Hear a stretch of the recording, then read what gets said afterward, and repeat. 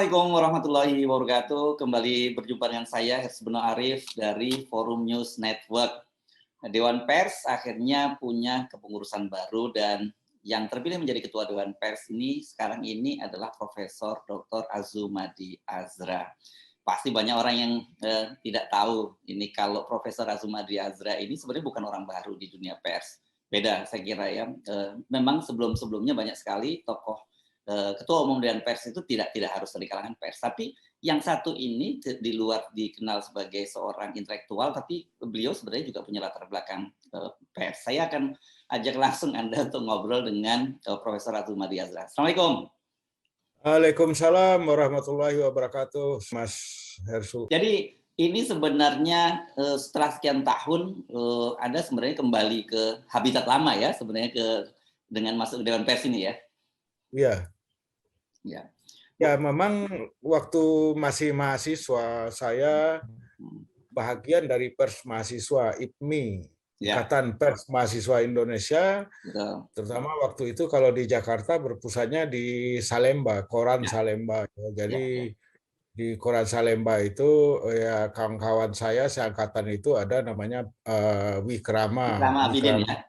Abidin, kemudian Fedra Abidin, Pamusu NST, itu dia. Jadi saya aktif sekali, termasuk melakukan pelatihan jurnalistik ya. Misalnya bagaimana cara membuat hard news, berita keras, bagaimana bikin soft news, features gitu kan, bagaimana menulis yang efisien 5H, 5W, 1H gitu ya, dengan almarhum Mas Mimar Mangyang, Bina Armada gitu, kira-kira begitu. Jadi kuat teknis jurnalistik saya memang banyak terlibat lah, banyak itulah, malah jadi pelatih ya, instruktur.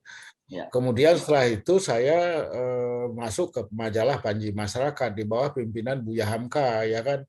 Kantornya masih di Masjid Agung Al-Azhar itu, Masjid Al-Azhar sejak dari tahun 1979 ya, praktisnya 79 sampai 1985. Sebelum 1985 mungkin sampai malah awal 86 ketika saya berangkat untuk S2, kuliah S2 di Amerika ya, di New York City, di Columbia University. Jadi saya praktis tidak lagi menjadi wartawan, walaupun saya tetap menulis ya ke Panji Mas dan juga ke media-media lain seperti waktu itu ada Merdeka, ada Pelita, ada Kompas gitu ya. Jadi saya menulis artikel ya ke sana itu. Jadi bagi saya aktivitas saya di perjalanan hidup menjadi jurnalis itu adalah bagian yang sangat penting ya dalam proses intelektualisasi diri. Jadi bagi saya keterampilan jurnalistik itu sangat penting di dalam membentuk intelektual menyusun cara berpikir, menyusun logika, menyusun data dan lain sebagainya, sehingga kemudian ini memang sangat bermanfaat ya. Jadi kewartawanan itu, kejurnalisan itu adalah bagian dari intelektualisasi diri dalam pengalaman saya gitu. Jadi itu, Mas Hersu. Jadi panjang dimulai dari sebenarnya aktivis pers mahasiswa gitu dan kemudian lanjut ke dunia jurnalistik ya. Jadi memang banyak sekali dulu para wartawan itu basicnya memang aktivis sebenarnya ya. Iya, basicnya aktivis ya. Tapi ada yang berlanjut terus menjadi terjun di dunia media ya, menjadi jurnalis, kemudian mungkin menjadi juga pimpinan dari media, kemudian sebagian ada yang menjadi politisi ya kan, atau menjadi ahli bahasa, itu juga ada kawan-kawan yang berasal dari Salemba itu seperti itu ya. Tapi kemudian kan mengalami pasang surut saya kira setelah Daud Yusuf melakukan NKK-BKK itu ya, tahun 78-79 itu melakukan NKK-BKK. Akibatnya juga jurnalisme atau jurnalistik sebagai satu lokus ya pembinaan keterampilan jurnalistik dan juga sekaligus pembentukan intelektualisasi diri itu menjadi lumpuh ya, menjadi hilang sampai sekarang ini ya. Apalagi kemudian sejak masa Daud Yusuf media-media kampus yang kritis ini ya udah nggak bisa lagi ya, nggak bisa lagi kritis karena memang konsepnya itu kan normalisasi kehidupan kampus. Jadi mahasiswa tidak boleh terlalu aktif dan tidak boleh terlalu kritis, apalagi terhadap pemerintah. Kalau terhadap penguasa di kampus kan juga jarang-jarang ya media atau wartawan atau jurnalis kampus itu jarang mengkritik secara internal. Kritiknya biasanya kepada rejim penguasa gitu. Jadi dan saya kira pasang surut itu masih berlanjut sampai sekarang. Saya kira ini perlu revitalisasi pers kampus ini perlu direvitalisasi ya.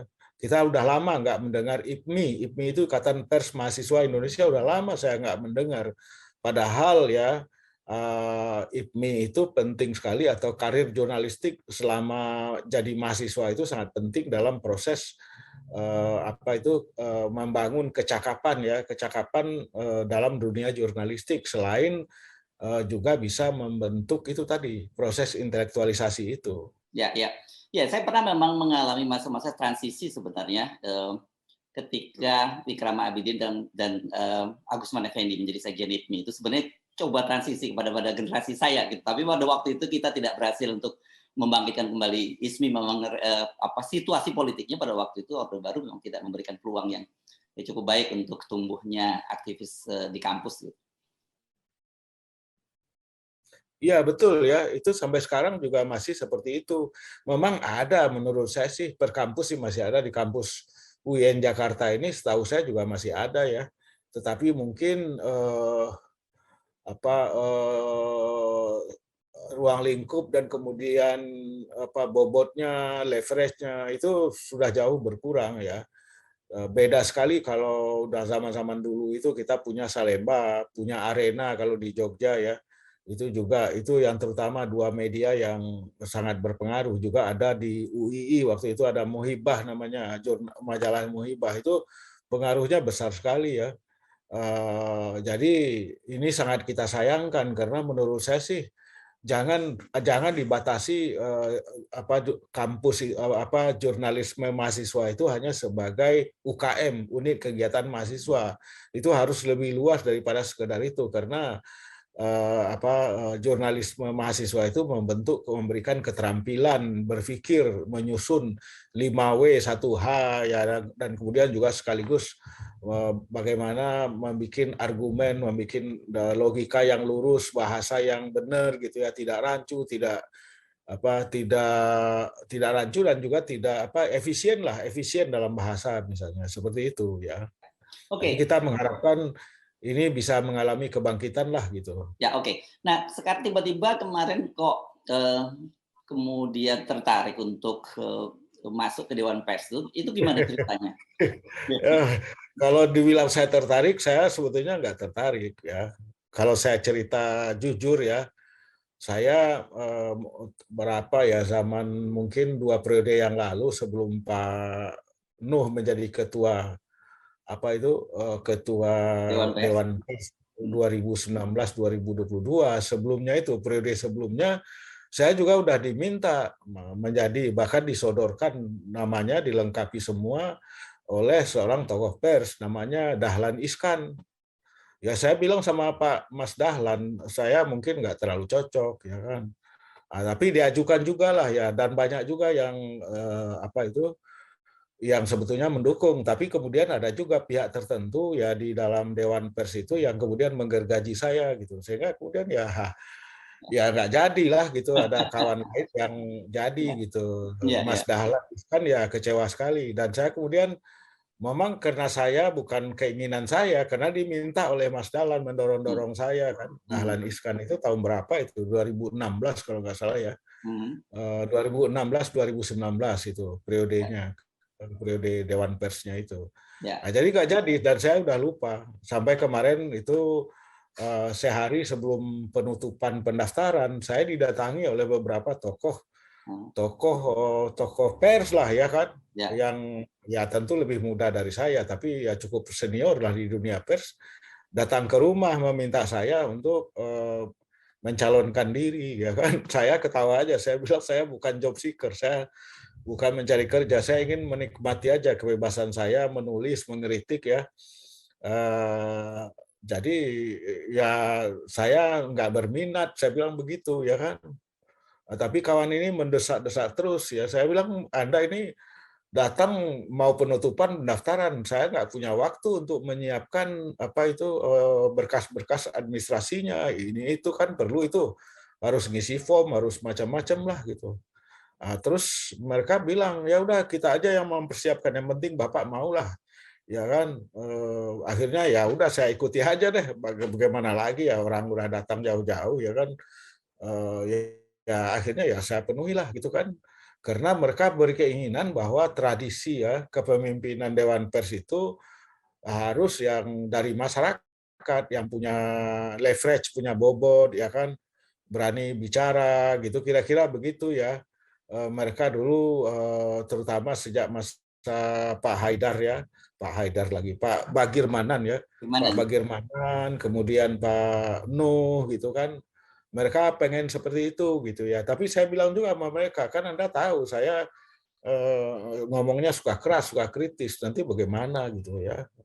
Nah, jadi akhirnya ya tetap aja mereka kemudian ada tim BPPA namanya, Badan untuk Pemilihan itu, calon-calon ketua itu. Ya itulah mereka yang kemudian memasukkan saya sebagai salah satu dari 3 unsur masyarakat. Jadi di Dewan Pers itu ada 3 kelompok, 3 bahagian ya. Yang pertama yang unsur jurnalis ya, jadi dari wartawan lah. Jadi kan di dunia jurnalis itu kan banyak organisasi, mulai dari PWI yang paling tua, kemudian ada AJI, ada IJTI dan macam-macam, banyak sekali ya. Nah, itu satu kelompok ya. Mereka punya 3 wakilnya di Dewan Pers. Kemudian yang kedua adalah perwakilan dari pemilik media atau SPS yang kita kenal sebagai SPS, Serikat Penerbit Surat Kabar. Bukan hanya surat kabar, tapi juga pemilik media TV. Misalnya kan kita tahu kan TV juga ada pemilik HTPSI ya. usahanya. Ya Ya. itu masuk ke dalam kelompok yang kedua. Kelompok yang ketiga itu adalah wakil dari masyarakat, ya kan, wakil masyarakat. Jadi itulah saya dimasukkan ke situ. Jadi bukan atas nama latar belakang saya sebagai orang yang pernah aktif di dunia jurnalistik, pernah menjadi anggota PWI, ya bukan. Bukan itu. Saya tidak aktif kan sebagai jurnalis. Nah, oleh karena itu diusulkan sebagai atau dimasukkan ke dalam wakil masyarakat gitu. Jadi itu sebetulnya, walaupun kemudian setelah nama saya masuk juga adalah suara-suara, ada yang mengirim surat ke Seknek bahwa macam-macam lah ya, yang sebagian kawan bilang wah ini bisa digergaji gara-gara laporan seperti itu gitu kan.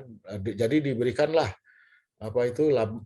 lampiran dari kutipan-kutipan media yang mengkritik Presiden Jokowi dan sebagainya gitu ya, seperti itu. Sehingga kemudian beberapa kawan juga berbisik kepada saya, sudahlah tiarap dulu katanya, berhenti dulu mengkritik pemerintah gitu kan. Jadi itu ceritanya.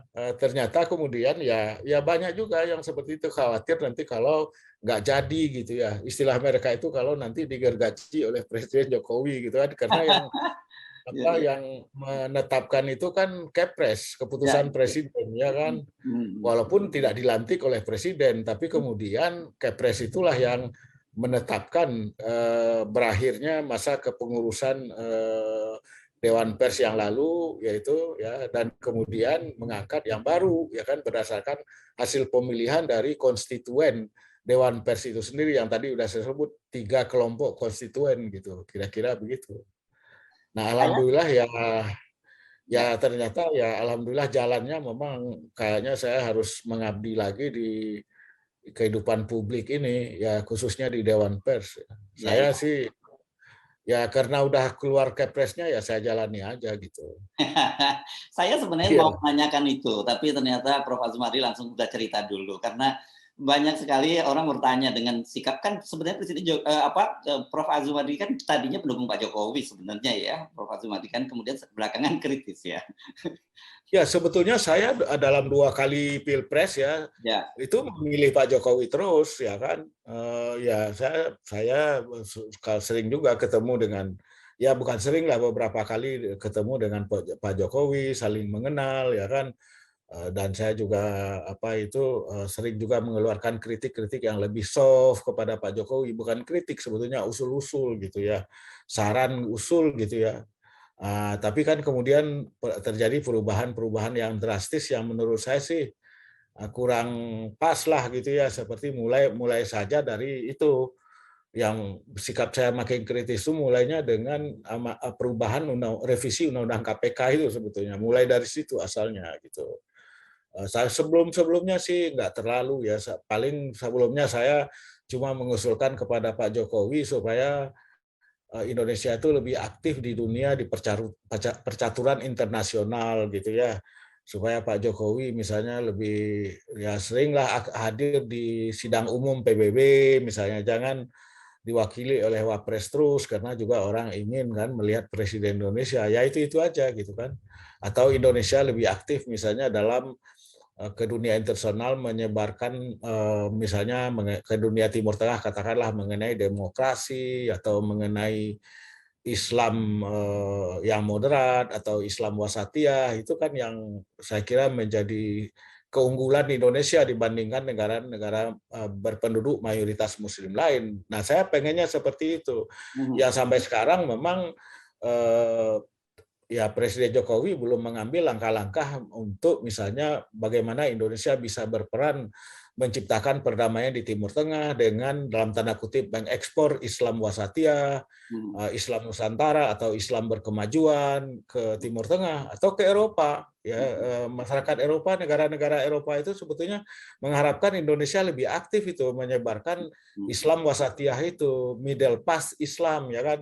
Dalam bahasa Inggrisnya Islam wasatiyah itu middle path Islam, Islam yang tidak ekstrim ke kanan, tidak ekstrim ke kiri, ke tengah. Itu yang diharapkan. Nah, cuma memang Presiden Jokowi kayaknya tidak terlalu tertarik pada hal seperti itu. Dia tertariknya paling banter ya sekarang ini ya G20 ya kan itu, atau ASEAN dan US ASEAN meeting baru-baru ini ya itu. Jadi lebih banyak bidang ekonomi yang kemudian juga terkait dengan mungkin infrastruktur ya.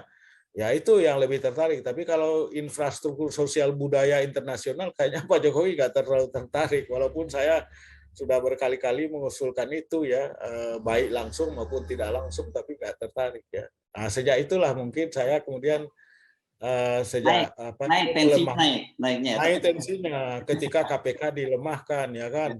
Saya termasuk salah seorang yang menjadi semacam jubir lah dari Ya, kawan-kawan profesor dan dari kampus yang diundang oleh Pak Jokowi ke istana gitu kan. Kita menuntut atau meminta agar Presiden Jokowi membatalkan revisi Undang-Undang KPK itu ya dengan mengeluarkan Perpu. Nah, waktu itu Pak Jokowi bilang, "Iya, kita pertimbangkan," gitu kan. Ternyata tidak ada Perpu itu, malah yang cuma diberikan aja sebagai isyarat atau apalah, mungkin appeasement kalau bahasa Inggrisnya, itu sekedar menghibur bahwa Undang-Undang KPK yang baru itu nomor 19 2017 itu 2019 itu tidak ditandatangani oleh Pak Jokowi. Itu aja, hanya itu aja gitu kan. Nah, itu saja. Tapi kan nggak mungkin undang-undang itu sudah disetujui DPR dan apakah ditandatangani atau tidak oleh presiden, undang-undang itu berlaku dia, ya kan? Walaupun tidak ditandatangani oleh presiden. Nah, sejak itulah ditambah lagi dengan misalnya perubahan undang-undang Minerba, kemudian ada undang-undang Omnibus Law, ya, ya, ya ya. kan, yang tidak melibatkan publik, tidak melibatkan masyarakat sipil. Nah, itu seperti itu deh, ya. Apalagi kemudian ketika muncul isu mengenai perpanjangan presiden ataupun Kepala amandemen, baru. ya, Undang-Undang Dasar 45 untuk Ya, 3 periode presidenan dan seterusnya itulah. ya, ya. Ya, ya. Oke, jadi sebenarnya Anda ini memang menjelma dari pendukung Pak Jokowi 2 periode, tapi kemudian menjadi pengkritik yang sangat keras terhadap Pak Jokowi, dan karena itu kemudian orang berpikir apakah ini akan berdampak gitu pada performan dari Dewan Pers setelah masuk, atau kemudian Anda karena masuk dalam sistem Anda kemudian akan kembali menurunkan tone-nya? Saya kira ya enggak juga ya. Memang saya lihat di dalam apa itu visi dan misi Dewan Pers yang lalu yang saya lihat memang ada yang kurang di situ. Yang kurang itu adalah bahwa Dewan Pers itu sebagai salah satu pilar demokrasi harus menjadi critical partners ya. Jadi mitra kritis pemerintah harusnya begitu ya kan. Mitra kritis. Jadi apa yang baik ya harus kita berikan apresiasi, tapi juga yang menurut kita melenceng atau agak nggak pada tempatnya ya kita harus kritik. Tapi di dalam dokumen yang saya pelajari, dokumen Dewan Pers yang lalu itu nggak ada gitu ya. Jadi bahwa Dewan Pers itu menjadi apa itu katakanlah mitra kritis itu tidak ada, ya kan? Hanya dikatakan ya apa itu ya menjadi apa itu pemersatu bangsa. Ya, saya setuju itu bahwa media kita ini kemarin waktu serah terima jabatan saya bilang juga bahwa media kita ini harus pers kita ini harus menjaga kohesi sosial politik karena menjelang 2024 ini sudah banyak sekali terjadi friksi-friksi ya kan. Para aspiran politik, aspiran untuk menjadi presiden ataupun calon presiden dan calon wakil presiden itu kan sudah melakukan manuver macam-macam yang saya kira pada waktunya meningkatkan suhu politik itu sehingga bisa memecah belah masyarakat kita. Jadi disinilah peran dari media, dari pers, terutama dengan Dewan Pers untuk menjaga kohesi sosial itu, gitu, menjaga kohesi sosial ya. Nah, jadi saya kira memang Dewan Pers itu harus menjadi mitra kritis pemerintah, apalagi di tengah lumpuhnya masyarakat sipil ya. Tidak ada kritik yang signifikan dari masyarakat sipil ya. Nggak ada kritik yang signifikan. Maksud saya masyarakat sipil itu kan ada yang ormas seperti NU dan Muhammadiyah ya kan. Bahkan masyarakat sipil ormas ini juga terbelah, ada yang sangat pro tapi juga ada yang masih kritis ya kan, apalagi yang kelompok masyarakat sipil yang kedua yaitu kelompok advokasi ya, LSM, NGO itu juga mengalami krisis, juga mengalami disorientasi karena apa, banyak tokohnya itu dibawa ke pemerintahan menjadi macam-macam lah, masuk di KSP, menjadi komisariat ini, menjadi komisaris ini, komisaris itu, menjadi komut dan macam-macam ya kan. Ya akhirnya mereka kemudian ya memilih lebih baik diam ya kan daripada misalnya memberikan usul, saran ataupun kritik kepada pemerintah. Karena apa? Karena kita tahu bahwa para aktivis yang ada di LSM, di NGO ini memang belum mapan secara ekonomi, secara sosial dan ekonomi. Jadi ketika mereka direkrut menjadi komisaris atau komut, ini memang peluang untuk memperbaiki ekonomi mereka, ya kan? Ya, dengan baik-baik saja saya kira akan menambah lah ya kan. Menurut saya sih, saya belum dengar juga mantan aktivis LSM itu yang kemudian dikejar-kejar sama KPK, saya belum pernah dengar ya kan. Mereka masih baik-baik. Cuma dalam kaitannya dengan penciptaan pemerintahan yang demokratis, yang menghargai masyarakat sipil, itu kayaknya mereka kehilangan perannya, mereka mengalami disorientasi. Jadi apalagi juga yang ketiga kelompoknya, kelompok kampus itu lebih susah lagi. Jarang kita mendengar rektor berkomentar macam-macam ya. Mereka sudah ada dalam comfort zone gitu ya. Udah nyaman lah di kampus gitu ya dengan macam-macam mungkin gaji, tunjangan, insentif dan macam-macam ya, terutama bagi perguruan tinggi besar ya yang banyak mahasiswanya yang secara finansial itu memang kuat gitu ya. Nah, itu jadi lebih baik ngapain repot-repot gitu bicara ini, bicara itu, kritik ini, kritik itu ya kan. Saya malah sering dapat cemoohan dari sesama profesor yang bilang saya itu nyinyir, kerjanya cuma mengkritik pemerintah, nyinyir kayak nggak ada kerjaan lain gitu kan. Ya saya sih dibilang nyinyir ya nggak apa-apalah, ngapain marah gitu kan. Ya kalau nggak setuju sama saya, kritik saya juga nggak apa-apa gitu. Tapi saya merasa punya kewajiban moral untuk menyatakan bahwa demokrasi kita mengalami kemunduran, mengalami decline karena kebebasan berekspresi semakin kurang, ya kan?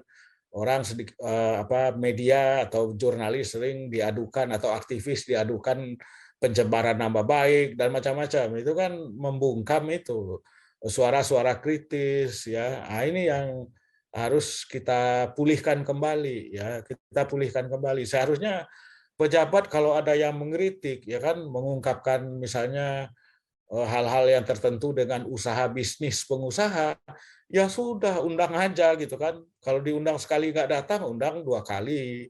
Kalau nggak mau datang ke kantor, yuk sambil minum-minum kopdar misalnya kan begitu. Nggak usah diadukan ke Bareskrim, itu tidak menurut saya sih tidak bagus lah untuk pertumbuhan demokrasi dan penguatan masyarakat sipil, karena kita memerlukan masyarakat sipil.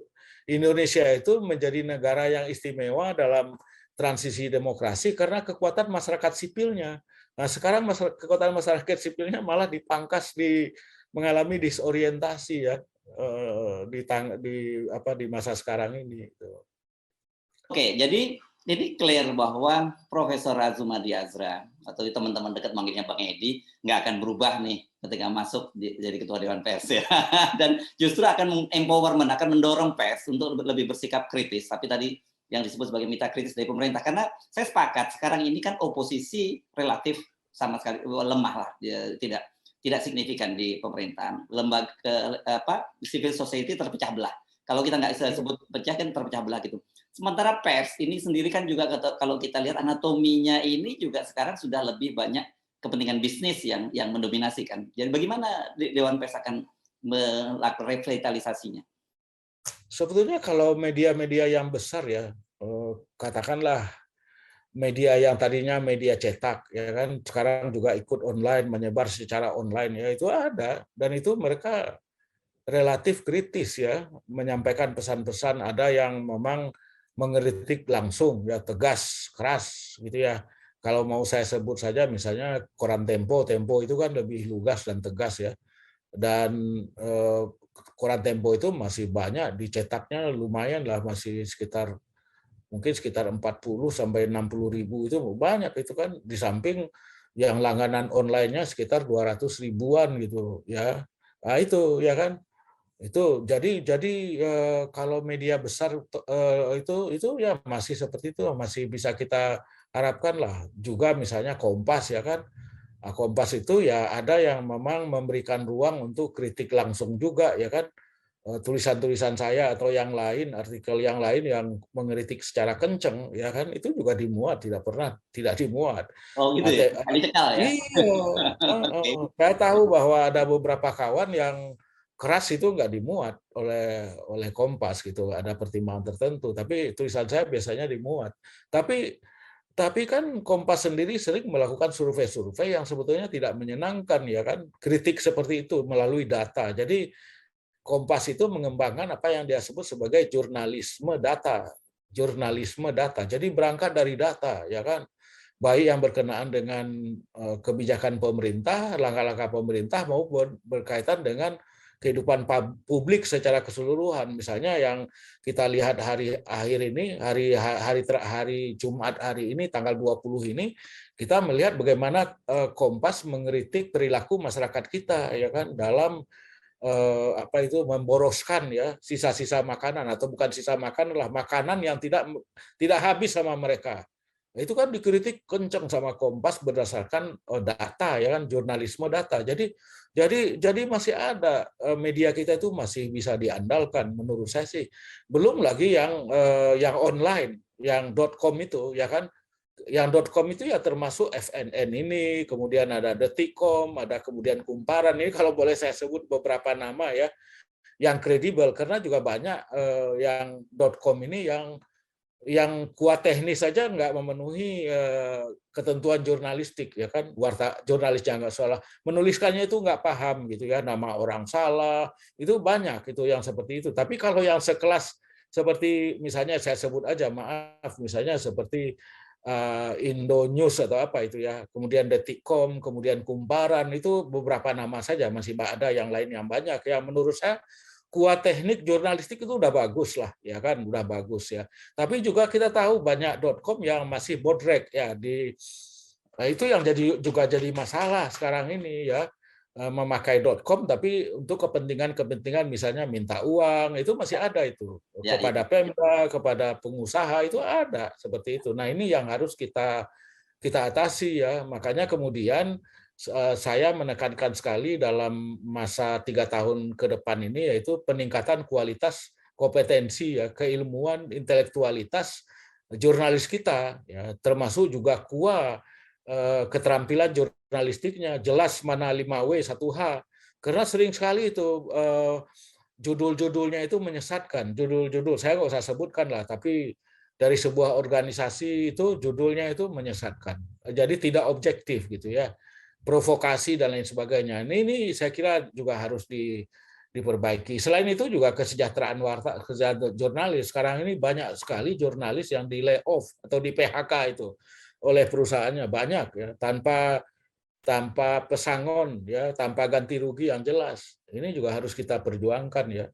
Nah, terutama ini tentu saja karena dampak dari proses digitalisasi ya, media ya, yang ini juga memang banyak rumit sekali lah, tapi ini harus kita lakukan, kita kerjakan menjadi keadaannya lebih baik, kira-kira begitu ya. Ini kan memang tadi disinggung soal itu. Jadi ada shifting ya dari media itu, terutama dari media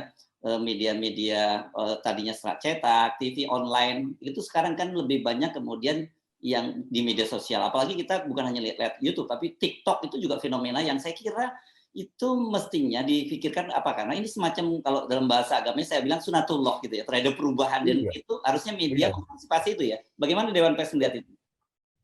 Ya kalau saya sih ini belum dibicarakan secara detail ya di Dewan Pers. Kita masih memerlukan rapat kerja ya. Tapi saya juga menekankan kepada kawan-kawan bahwa media kita ini ya kan, dunia jurnalistik kita ini harus lebih inklusif ya kan.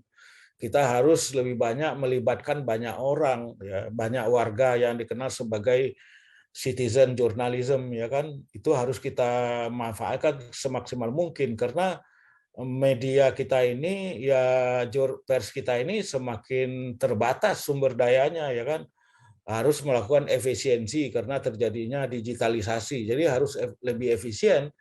Oleh karena itu tidak perlu misalnya terlalu banyak jurnalis di mana-mana, kita pakai aja itu jurnalisme warga itu yang bekerja lebih cepat ya, kita berikan misalnya keterampilan jurnalistik dasar kepada mereka sehingga kemudian kalau ada terjadi kejadian misalnya dulu itu di Wadas misalnya belum ada jurnalis apa-apa tapi citizen jurnalis yang ada di situ sudah mengirim ke berbagai media sehingga kelihatan bagaimana aparat keamanan misalnya mengasari atau bertindak mungkin melebihi ketentuan lah kira-kira begitu ya. Nah, itu kan menyebar dengan cepat. Ya, jadi saya kira kita perlu merumuskan bagaimana merangkul, bagaimana bersikap lebih inklusif terhadap mereka ini ya. Yang menurut saya sih secara pembiayaan itu lebih efisien kalau kita menggunakan mereka dan itu bisa terjadi di mana-mana saja. Pokoknya begitu ada kejadian pasti itu ada masyarakat yang kemudian langsung merekam baik dalam bentuk video maupun dalam bentuk foto ya kan. Kalau untuk beritanya kan kemudian media kan bisa mewawancarai melalui telepon ya, memperkaya laporan dari citizen jurnalis itu gitu. Jadi ke depan harus begini, kita jangan menganggap mereka ini sebagai saingan ya kan, harus kita rangkul ya karena tadi itu media kita ini harus semakin ramping ya karena memang tuntutan dari perkembangan teknologinya seperti itu gitu. Oke, jadi ini saya kira memang masa-masa yang menarik saya kira kepemimpinannya Profesor Azumadi Azra, karena tadi saya sebut mengalami shifting ya, media bukan hanya seperti media tapi ya saya kira semua kehidupan kita kan mengalami itu juga ya. Misalnya banyak Iya. kantor-kantor sekarang tidak lagi setelah pandemi ternyata tetap tidak mempekerjakan karyawannya karena jauh lebih murah cost-nya gitu ketika dengan work from home gitu. Saya kira media juga mengalami persoalan itu juga kan. Iya, memang. Bahkan dalam beberapa hari terakhir ini kita dengar berita bahwa sektor-sektor tertentu aparat sipil negara ASN itu bisa bekerja dari mana saja ya kan, bisa dari mana saja ya, dari rumah, dari mana saja bisa ya kan. Saya nggak tahu bagaimana teknisnya ya, teknis persisnya kalau misalnya berkenaan dengan dokumen-dokumen itu bagaimana caranya ya. Tapi mungkin apakah dokumennya cukup dikirim melalui, sekarang kan kita nggak pakai fax lagi ya kan, fax sudah nggak dipakai ya kan. Jadi memang lebih efisien, semakin paperless ya kehidupan kantor kita ini. Jadi inilah yang harus kita antisipasi ya ke depan ini. Oleh karena itu menurut saya ya juga harus menjadi prioritas bagi kita di Dewan Pers ini meningkatkan literasi mengenai katakanlah new era of journalism ini. Jadi era baru jurnalisme ini kan yang ditandai dengan proses digitalisasi, kemudian juga dengan perubahan sikap masyarakat kita, terutama generasi milenial. Sekarang generasi milenial itu nggak baca koran ya kan, nggak baca koran itu, nggak nonton TV juga itu. Saya punya anak milenial di rumah itu 4 orang, tidak satu pun menonton TV berita, tidak satu pun, dan juga tidak menonton telenovela. Ya entah apa yang nggak ada itu. Yang saya berlangganan koran cetak itu dulu sampai 5 sampai 6. Sekarang tinggal 2 karena yang lain itu udah tutup ya kan. Jadi tinggal 3 sekarang. Dua koran, satu majalah gitu ya. Nggak ada itu yang membaca, cuma saya sendiri yang membaca. Ya, saya saudara-saudara kan nggak baca. Jadi ada perubahan, ada shifting itu yang tadi Mas Hersu bilang ya. Nah, bagaimana merekrut mereka ya, apa itu katakanlah membuat mereka itu tertarik kepada media itu memerlukan upaya-upaya khusus itu yang saya sebut dengan semacam literasi lah, peningkatan literasi media, jurnalisme baru ini ya Ya, yang ya. harus kita sosialisasikan kepada generasi muda ya kan. Kalau nggak kan saya nggak tahu dari mana mereka, mungkin jangan-jangan mereka cuma mengakses K-pop misalnya kan, Ya, K-pop itu pop Korea itu, aduh ya, ya, ya. gimana itu ya. Ya, oke. Saya kira ini menarik sekali. Anda memimpin sebuah lembaga di tengah perubahan seperti ini. Jadi selamat bekerja, terutama dan kami saja sebagai wartawan, titip amanah untuk tetap Iya. menjaga independensi dari Dewan. Ya, jadi sedikit lagi satu kalimat ya Mas Hersu. Ini tugasnya memang berat karena ini tahun pemilu. Mulai dari sekarang aja sudah rame kan. Sekarang ini diam-diam seperti sekam itu penjabat gubernur, penjabat bupati diangkat semaunya oleh Kemendagri ya kan, dipilih semaunya oleh presiden sendiri, tidak melibatkan publik, tidak jelas, tidak ada proses transparansi. Ini kan berbahaya ya. Jadi itulah ini harus kita kawal. Jadi bukan hanya dalam konteks secara internal membangun media atau pers yang lebih kuat gitu, tapi juga ini menjamin bagaimana pers kita ini bisa memperkuat menjaga kohesi sosial yang di tengah perubahan politik yang luar biasa. Ya. Ini luar biasa. Jadi itu aja, saya mengharap dukungan dari masyarakat umumnya lah.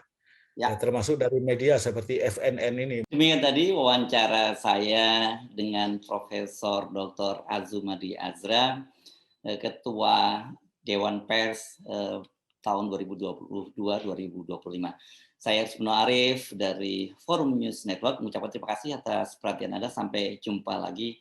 Wassalamualaikum warahmatullahi wabarakatuh.